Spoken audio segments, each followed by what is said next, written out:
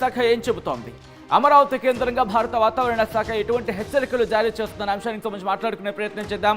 ఇప్పటికే బంగాళాఖాతంలో అల్పపీడనం ఏర్పడింది. దానికి సంబంధించి ఎల్లో అలర్ట్ జారీ చేస్తుంది ఆంధ్రప్రదేశ్కు సంబంధించి వాతావరణ శాఖ. ఒక్కసారి నేను మీకు ఇక్కడ మ్యాప్లో చూపించే ప్రయత్నం చేస్తున్నాను.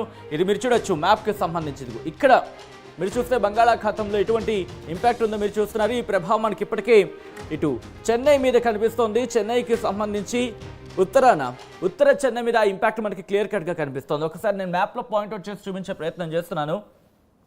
మీరు చూస్తే కనుక చెన్నై మీద ఇంపాక్ట్ మనకి కనిపిస్తోంది, ఇదిగో ఇలా. కానీ ఆ ఇంపాక్ట్ ఇప్పుడు మనకి ఆంధ్రప్రదేశ్ మీద కూడా ఉండబోతున్నట్టుగా తెలుస్తోంది. దానికి సంబంధించిన ఇంపాక్ట్ కూడా మీరు చూడొచ్చు, ఇదిగో. ఓకే, ఇక్కడ మీరు గమనిస్తే కనుక ఇటు దక్షిణ కోస్తా ఆంధ్రతో పాటు రాయలసీమ మీద ఇంపాక్ట్ మనకు కనిపిస్తోంది. దీంతోపాటు కొద్దిగా చాలా తక్కువగానే మనకి తెలంగాణ మీద కూడా ఉందని చెప్పుకోవాలి. కానీ ఇక్కడ మీరు గమనిస్తే కనుక ఇదిగోండి ఇలా ఇంపాక్ట్ ఇటు దక్షిణ కోస్తా ఆంధ్రతో పాటు రాయలసీమ మీద ఎక్కువగా కనిపిస్తుంది. ఇక్కడ రాయలసీమ మీద మనకి దీని ప్రభావం ఎక్కువగా ఉందని చెప్పుకోవచ్చు. దానికి సంబంధించి మీరు చూస్తున్నారు. ఒకసారి నేను ఇదే నేపథ్యంలో ఏ జిల్లాల మీద ప్రభావం ఉండబోతుంది, భారత వాతావరణ శాఖ ఏం చెబుతోందనేది ఒకసారి రిపోర్ట్లో నేను మీకు చూపించే ప్రయత్నం చేస్తాను. భారత వాతావరణ శాఖ జిల్లాల వారీగా కూడా హెచ్చరికలు జారీ చేస్తుంది. ఇది కొద్దిసేపటి క్రితం, ఇన్ఫాక్ట్ కొద్ది గంటల క్రితం ఇచ్చిన రిపోర్ట్. ఇది భారత వాతావరణ శాఖ ఇచ్చిన రిపోర్ట్. మీరు చూస్తే శ్రీకాకుళం నుంచి మొదలుపెట్టి ఇటు అనకాపల్లి వరకు కూడా ఎక్కడ కూడా హెచ్చరికలు జారీ చేయలేదు. కానీ కాకినాడకు సంబంధించి ఎల్లో అలర్ట్ జారీ చేస్తుంది. నిన్నటికి సంబంధించి ఈరోజు ఉదయం 8:30 వరకు, ఆ తర్వాత రోజులకు సంబంధించి అది అయితే యానాం అంబేద్కర్ కోనసీమ వరకు కూడా ఈరోజు ఉదయం 8:30 వరకు కూడా ఎల్లో అలర్ట్ జారీ చేస్తుంది. నేను కొద్దిసేపటి క్రితం చెప్పినట్టుగా ఇటు దక్షిణ కోస్తా ఆంధ్ర మీద మాత్రం ఆ ఇంపాక్ట్ ఉంది. మీరు చూడొచ్చు, ఇదిగో కృష్ణాకు సంబంధించి ఎల్లో అలర్ట్ జారీ చేస్తుంది ఈరోజు రేపు ఉదయం 8:30 వరకు కూడా. దాంతోపాటు గుంటూరుకు సంబంధించి కూడా గుంటూరులో కూడా ఆ ఇంపాక్ట్ ఉండే అవకాశం ఉందని వాతావరణ శాఖ చెబుతోంది. ఈరోజు రేపు గుంటూరులో కూడా భారీ వర్షాలు కురిసే అవకాశం ఉంది. ఉరుములు మెరుపులతో thunderstorm accompanied with lightning likely at isolated places, thunderstorm accompanied with lightning likely at isolated places అంటూ మీరు చూడొచ్చు. గుంటూరుకు సంబంధించి ఉరుములు మెరుపులతో కూడిన వర్షాలు కురిసే అవకాశం ఉందని వాతావరణ శాఖ చెబుతోంది. ఇది గుంటూరు. ఒకసారి ఫ్రేమ్లో ఈ గుంటూరు అనే పదం వచ్చేలా చూసుకోండి. ఎస్. ఆ తర్వాత బాపట్ల, ప్రకాశం, నెల్లూరు, ఈ మూడింటికి సంబంధించి మీరు చూసుకుంటే కనుక బాపట్లలో కూడా heavy rainfall likely to occur at isolated places, thunderstorm accompanied with lightning likely at isolated places. భారీ వర్షాలు కురిసే అవకాశం ఉంది. కొన్ని చోట్ల ఉరుములు మెరుపులతో కూడిన వర్షాలు కురిసే అవకాశం ఉందని వాతావరణ శాఖ చెబుతోంది. దానికి సంబంధించి మీరు చూస్తున్నారు. దాంతోపాటు ప్రకాశానికి సంబంధించి బాపట్ల, ప్రకాశం, నెల్లూరు, కర్నూలు, మరి ముఖ్యంగా బాపట్ల, ప్రకాశం, నెల్లూరు, ఈ మూడింటికి సంబంధించి మీరు చూస్తే బాపట్ల, ప్రకాశం, నెల్లూరు, ఈ మూడింటికి కూడా భారీ వర్షాలు కురిసే అవకాశం ఉంది అంటూ కూడా వాతావరణ శాఖ చెబుతోంది. Heavy rainfall likely to occur at isolated places, thunderstorm accompanied with lightning likely at isolated places. అంటే భారీ వర్షాలు, కొన్ని చోట్ల ఉరుములు మెరుపులతో కూడిన వర్షాలు కురిసే అవకాశం ఉందని వాతావరణ శాఖ చెబుతోంది. ఈ రోజు, ఆ తర్వాత రేపు, ఎల్లుండి కూడా ఎల్లో అలర్ట్ జారీ చేస్తుంది. ఆ తర్వాత చూసుకుంటే ఇటు రాయలసీమ విషయానికి వస్తే శ్రీ సత్యసాయి డిస్ట్రిక్ట్, వైఎస్ఆర్ డిస్ట్రిక్ట్, దాంతోపాటు అన్నమయ్య డిస్ట్రిక్ట్, తిరుపతి, చిత్తూరు, ఈ ప్రాంతాలకు సంబంధించి కూడా ఈ జిల్లాల్లో కూడా ఇటు ఎల్లో అలర్ట్ జారీ చేస్తున్న పరిస్థితి. అంటే ఉరుములు మెరుపులతో కూడిన వర్షాలు కురుస్తాయంటూ కూడా వాతావరణ శాఖ చెబుతోంది. ఈ నేపథ్యంలోనే ఆల్రెడీ మనం డిస్ట్రిక్ట్ వైజ్ చూసాం. ఒకసారి స్కైమెట్కి సంబంధించి చూసే ప్రయత్నం చేద్దాం. ఎందుకంటే కాస్త అథెంటిక్గా భావించడం జరుగుతూ ఉంటుంది కాబట్టి స్కైమెట్ ఏం చెబుతోంది అనేది ఒకసారి మ్యాప్లోకి నేను చూపించే ప్రయత్నం చేస్తున్నాను. ఒకసారి స్కైమెట్కి వెళ్ళే ప్రయత్నం చేద్దాం. ఇదిగోండి స్కైమెట్, మీరు చూడొచ్చు ఆ ప్రభావం ఇప్పటికే చెన్నై మీద తీవ్రమైన ప్రభావం చూపిస్తోంది. ఇన్ఫ్యాక్ట్ అక్కడైతే మాత్రం స్కూళ్ళకు కూడా సెలవులు ప్రకటించారు ఈ అల్పపీడన ప్రభావంతో. ఇక్కడ ఏం జరుగుతోందంటే ఆల్రెడీ ఒక ద్రోణి ఉంది. ద్రోణితో పాటు ఇప్పుడు అల్పపీడనం ఏర్పడుతోంది అనేది మనకు అందుతున్న సమాచారం. ఈ ప్రభావంతో తెలుగు రాష్ట్రాల్లో గత 2 రోజులుగా మబ్బుపట్టిన వాతావరణం చూస్తున్నాం. కొన్ని చోట్ల చినుకులు పడుతున్నాయి, కొన్ని చోట్ల వర్షాలు కురుస్తున్నాయి, కొన్ని చోట్ల వానలు అలా పలకరించిన పరిస్థితి మళ్ళీ. సో ఇటువంటి సినారియో ఒకసారి మీరు చూస్తే కనుక ఇంపాక్ట్ ఎలా ఉందో మీరు చూడొచ్చు. ఇదిగోండి కిందన కూడా మీరు చూడొచ్చు. ఈ లైట్ ఆరెంజ్ ఉందంటే కనుక 30 to 40 మిల్లీమీటర్స్ ఇక్కడంటే అర్థమవుతుంది మనకి. ఈ ఇంపాక్ట్ దాదాపుగా మనకి ఆంధ్రప్రదేశ్, దక్షిణ కోస్తా ఆంధ్ర, రాయలసీమ మీద ఇంపాక్ట్ బాగా కనిపిస్తోంది. మరీ ముఖ్యంగా రాయలసీమకు సంబంధించి ఆ ఇంపాక్ట్ ఎక్కువ ఉంది. ఇది 15వ తారీఖుకి సంబంధించి. ఆ తర్వాత ఎలా ఉండబోతుంది అనేది నేను అటువైపు వెళ్ళి చూపించే ప్రయత్నం చేస్తాను. సో దట్ ఒకసారి నేను అటువైపు వెళ్ళే ప్రయత్నం చేస్తాను. రైట్, ఒకసారి 16వ తారీఖున మీరు గమనిస్తే కనుక అంటే ఈరోజు ఇంపాక్ట్ మనకి గట్టిగానే ఉందని చెప్పుకోవాలి. రేపటికి సంబంధించి కాస్త ఆ సిచ్యువేషన్ తగ్గే అవకాశం కల్పిస్తోంది.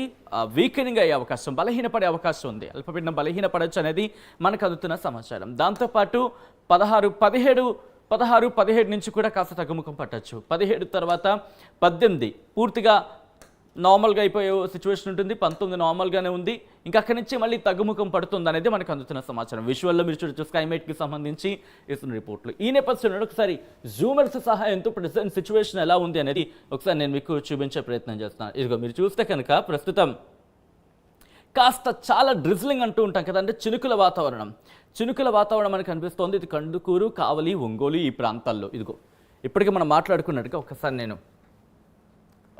ఇంపాక్ట్ చూపించే ప్రయత్నం చేస్తాను. ఇదిగో మీరు చూస్తే కనుక ఆ ఇంపాక్ట్ ఇదిగోండి చెన్నైకి సంబంధించి. చెన్నై నుంచి మనకి ఈ ఇంపాక్ట్ ఒంగోలు ఇలా ఉంది. సో ఇది రాబోయే రోజుల్లో ఇప్పుడు మనం దాదాపుగా 8 గంటలు కావస్తోంది ఈ సిచ్యువేషన్ అని చెప్పుకోవాలి. ఆ తర్వాత ఎలా ఉండబోతుంది ఒకసారి నేను ప్లే చేస్తున్నాను, మీకే అర్థమవుతుంది. ఒకసారి మీరు చూస్తే కనుక ఇదిగో ఇలా ఆ ఇంపాక్ట్ ఒంగోలుతో పాటు నెల్లూరు, గుంటూరు వరకు కాస్త ఆ తర్వాత ఇదిగో ఇక్కడ మనకి క్లియర్ కట్గా అర్థమవుతుంది. అంటే దాదాపుగా సాయంత్రం 6 గంటల ప్రాంతంలో కాస్త పెరిగే అవకాశం ఉంది. 4 నుంచి 6 గంటల ప్రాంతంలో. ఆ తర్వాత మళ్ళీ కాస్త తగ్గుముఖం పట్టి రాత్రికి మళ్ళీ కాస్త ఇంపాక్ట్ చూపించే అవకాశం కనిపిస్తుంది. ఆ తర్వాత మళ్ళీ క్రమంగా బలహీనపడి పూర్తిగా ఇంకా సెటిల్ అయిపోవచ్చు వాతావరణం అనేది మనకి అర్థమవుతుందన్నమాట. రైట్, ఈ నేపథ్యం నుండి భారత వాతావరణ శాఖ విశాఖ కేంద్రంగా ఏం చెబుతోంది, కాస్త ఇంపాక్ట్ 16th కూడా కంటిన్యూ అవకాశం కనిపిస్తుంది జూమ్ ఎర్త్ సాయంతో. సో ఇటువంటి సినారియోలో భారత వాతావరణ శాఖ ఏం చెబుతోంది, అట్ ద సేమ్ టైం దాంతోపాటు విశాఖ కేంద్రంగా వాతావరణ శాఖ అధికారులు ఎటువంటి హెచ్చరికలు జారీ చేశారు, దాంతోపాటు ఎటువంటి జాగ్రత్తలు పాటించాల్సిన అవకాశం ఉంది, ఎటువంటి ఇంపాక్ట్ ఆంధ్రప్రదేశ్ మీద ఉండబోతోంది, భారత వాతావరణ శాఖ ఏం చెబుతోంది, అప్డేట్స్ అందించేందుకు మా ప్రతినిధి వర్మ ఫోన్ లైన్లో సిద్ధంగా ఉన్నారు. వర్మ, ఇప్పటికే బంగాళాఖాతంలో ఒక ద్రోణి ఇంపాక్ట్ ఉంది, దాంతోపాటు ఇప్పుడు అల్పపీడన ఇంపాక్ట్ కూడా ఉండబోతుంది అనేది మనకు అందుతున్న సమాచారం.